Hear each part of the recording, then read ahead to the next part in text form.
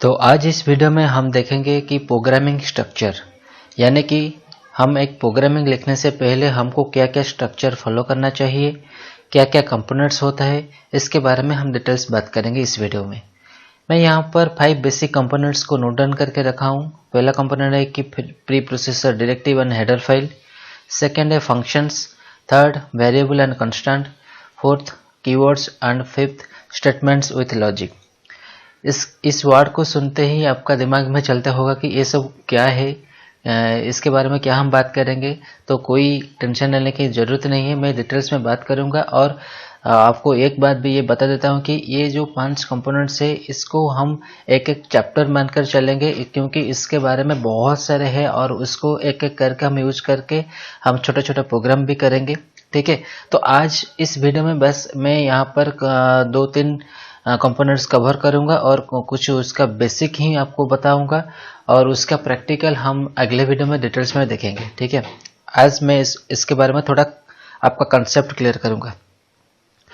तो मेरा first component है कि pre processor directive and header file. तो इसका क्या मतलब है, मैं फर्स्ट जाता हूं कि प्री प्रोसेसर डायरेक्टिव। तो प्री प्रोसेसर डायरेक्टिव क्या होता है, तो पहला वर्ड है कि प्री प्रोसेसर। इस वर्ड को हम देखकर आपको ये पता चलता है कि प्रोसेसिंग से पहले। ठीक है, तो प्री प्रोसेसर का मतलब क्या होता है कि ना प्रोसेसर और प्रोसेसिंग से पहले कुछ होना चाहिए। तो एक्चुअली क्या होता है ना, हम जब भी कुछ प्रोग्रामिंग लिखते हैं तो हमारा ये मोटो रहना चाहिए कि हमको कुछ इनपुट देना है और उसके बदले में कुछ हमको आउटपुट पाना है। ठीक है, तो ये कंसेप्ट लेकर हमको कुछ प्रोग्रामिंग लिखना चाहिए। सपोज मैं आपको एक एग्जांपल देता हूँ। मान लो कि आपके पास एक कैलकुलेटर है।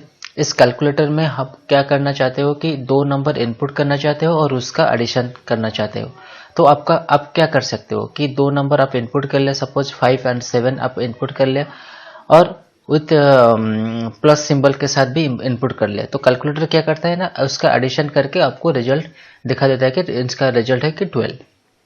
तो ये काम कैसे करता है, आपको कुछ कभी भी आपका माइंड में ये क्वेश्चन आया होगा कि ये कैलकुलेटर काम कैसे करता है। हम भी तो एक नंबर दे देते हैं तो उसका वो एडिशन करके कैसे दे देता है। तो क्या होता है ना, कैलकुलेटर के अंदर एक सॉफ्टवेयर इंस्टॉल किया गया है और उस सॉफ्टवेयर को बनाने के लिए हम कुछ प्रोग्रामिंग लिखे गए हैं। ठीक है, तो आपको भी मैं बता चुका हूं कि पहले वीडियो में एक आप प्रोग्रामिंग लिखते हैं इसलिए कि हम बाद में जाकर एक सॉफ्टवेयर हमको बनाना है। ठीक है, तो वहां पर कैलकुलेटर में जो सॉफ्टवेयर यूज होता है उस सॉफ्टवेयर को बनाने के लिए कुछ प्रोग्रामिंग लिखते हैं और उस प्रोग्रामिंग में बहुत कुछ लॉजिक भी हम लिखते हैं। ठीक है, तो ठीक आप जब भी आप एक इनपुट देते हो तो वो क्या करता है कि आपका इनपुट वो लेता है और उस प्रोग्रामिंग में जो भी लॉजिक लिखा गया है उस लॉजिक के हिसाब से आपको इनपुट को लेकर वो एग्जीक्यूट करता है, मीन्स प्रोसेसिंग करता है। प्रोसेसिंग करने के बाद वो क्या करता है ना, आपको आउटपुट दे देता है। तो ये जो प्रोसेस इनपुट लेने के बाद जो प्रोसेसिंग काम करता है, तो उस प्रोसेसिंग से पहले कुछ काम होता है। ठीक है, तो प्रोसेसिंग इनपुट एंड प्रोसेसिंग के बीच और प्रोसेसिंग से पहले कुछ काम होता है, जिस काम कौन करता है, ये प्री प्रोसेसर डायरेक्टिव जो एक चीज है जो वो प्रोसेसिंग से पहले कुछ काम करता है। ठीक है, तो क्या काम करता है इसके बारे में डिटेल्स में बात करूंगा। तो आपको ये बात इतना ही समझना चाहिए कि प्री प्रोसेसर डायरेक्टिव का मतलब क्या होता है कि प्रोसेसिंग से पहले वो कुछ काम करता है। तो यहाँ पर मैं जो सी प्रोग्रामिंग में जो प्री प्रोसेसर डायरेक्टिव हम यूज करेंगे उसका सिंबल ये है कि हाश। हमको यहाँ पर एक सिंबल यूज करना है, हाश सिंबल। तो हाश सिंबल को हम उसको बोलते हैं कि pre processor directive, right. Then उसके बाद आता है कि हेडर फाइल। हेडर फाइल क्या होता है ना, as per the definition header file contain the skeleton of predefined function. इसका क्या मतलब है कि देखो यहाँ पर एक वर्ड है कि स्केलेटन। स्केलेटन का मतलब क्या होता है कि हमारे ह्यूमन बीइंग बॉडी का एक स्केलेटन होता है। तो स्केलेटन मीन्स एक स्ट्रक्चर, हमारा ह्यूमन बीइंग का एक बॉडी का स्ट्रक्चर होता है। जैसे कि एनिमल्स का एक स्केलेटन होता है, उसका स्ट्रक्चर होता है। ठीक है, ठीक उसी तरह से हम सी प्रोग्रामिंग जब लिखते हैं कुछ, हमको प्री डिफाइंड फंक्शन यूज करना चाहिए। ठीक है, प्री डिफाइंड फंक्शंस अवेलेबल है, उस फंक्शन को हम यूज करके कुछ काम करते हैं। ठीक है, तो ये प्री डिफाइंड फंक्शन क्या होता है ना, जो फंक्शंस ऑलरेडी डिफाइंड है, ऑलरेडी सी प्रोग्रामिंग में अवेलेबल है उसको बस हमको यूज करना है और उसी हिसाब से हमको काम करना है। हमारा उस जो प्रीडिफाइंड फंक्शन हम यूज करेंगे उसका एक स्ट्रक्चर मतलब एक स्केलेटन डिफाइन होता है कहाँ पर ना, हेडर फाइल में डिफाइन होता है। ठीक है, तो हम जब भी एक सी प्रोग्रामिंग लिखेंगे तो पहला काम ये है कि हमको प्री प्रोसेसर डायरेक्टिव यूज करना है और एक हेडर फाइल यूज करना है। इतना ही आपको समझना आना चाहिए कि ये दोनों कंपल्सरी हमको यूज करना है एवरी प्रोग्रामिंग में। कोई भी प्रोग्रामिंग आप लिख लो, पहले उस काम आपका काम क्या है कि वो दोनों को यूज करना है, प्री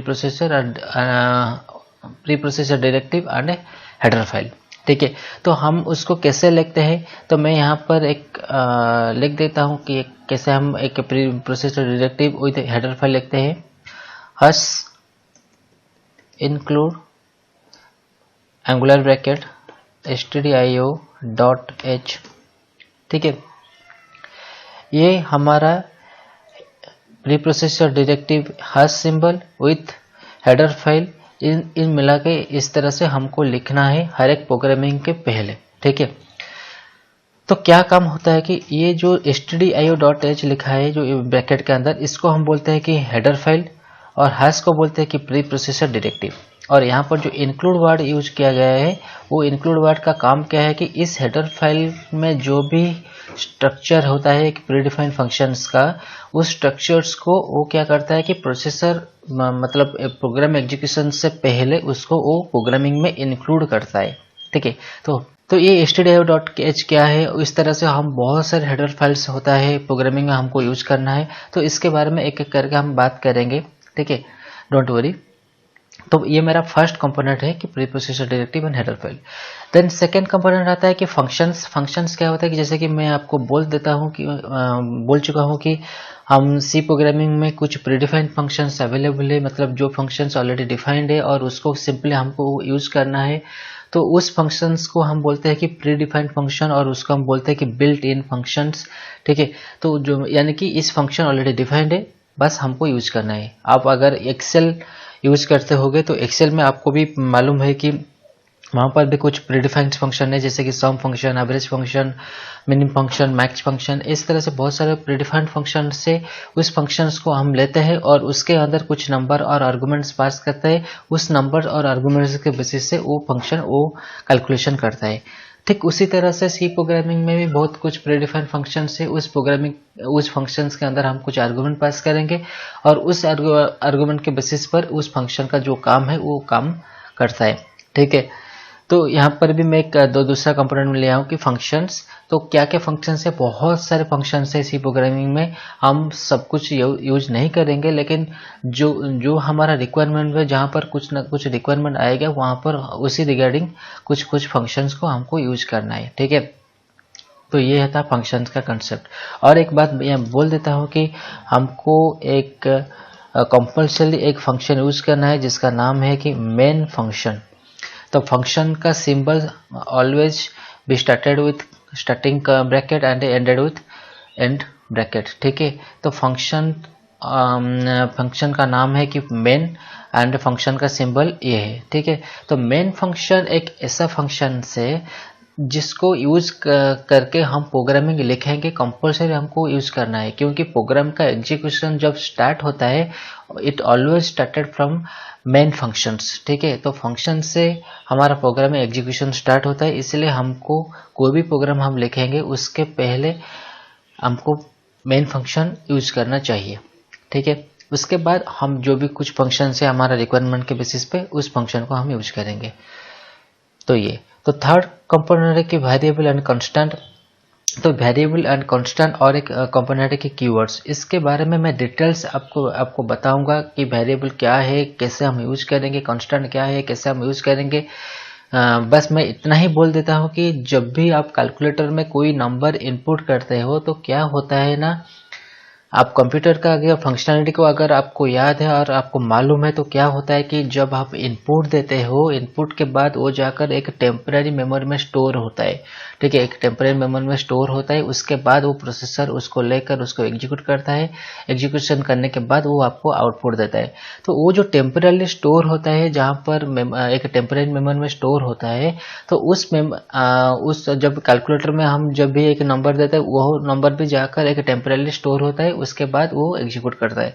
तो वो जो स्टोर होता है ना मेमोरी में, तो कोई भी एक लोकेशन में हम स्टोर करते हैं, तो उस लोकेशन का नाम है, उसका कुछ लोकेशन का कुछ नाम होता है और उसका नाम कुछ हम देते हैं, तो उस नाम को हम बोलते हैं वेरिएबल। ठीक है, अगर आपका डाउट है कि क्या वेरिएबल हुआ, कि मुझे समझ में नहीं आया कि वेरिएबल क्या है, कांस्टेंट क्या है, तो डोंट वरी, मैं उसके बारे में डिटेल्स में अगले वीडियो में बात करूंगा। तो कैसे हम वेरिएबल डिक्लेयर करते हैं, कैसे हम यूज करते हैं, उसका कंसेप्ट क्या है, इसके डिटेल्स में बात करूंगा, डोंट वरी। तो कीवर्ड भी मैं उस वीडियो में बात करूंगा डिटेल्स। ठीक है, तो कीवर्ड का मतलब बस इतना ही मैं बोल देता हूँ कि जो भी कुछ रिजर्व्ड वर्ड है, रिजर्व्ड वर्ड मीन्स जो वर्ड्स ऑलरेडी डिफाइंड है और उस वर्ड को हमको बस यूज करना है।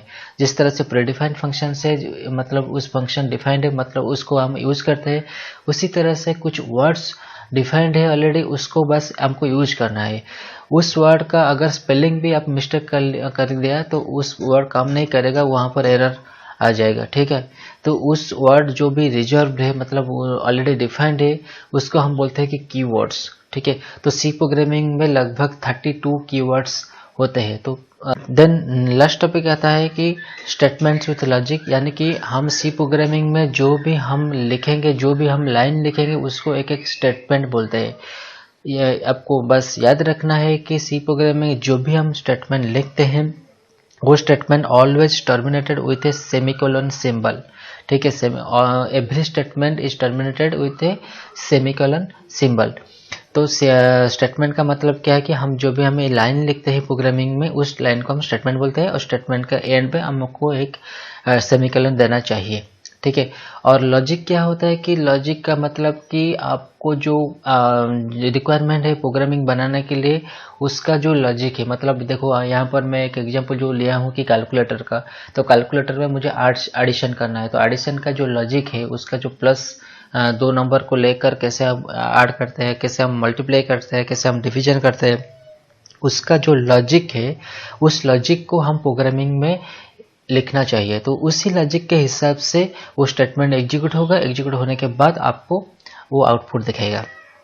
ठीक है, तो ये था 5 कंपोनेंट्स। आई होप आपको समझ में आया होगा कि 5 कंपोनेंट्स क्या होता है, क्या इसके बारे में, इसका टर्म आपको समझ में आया होगा।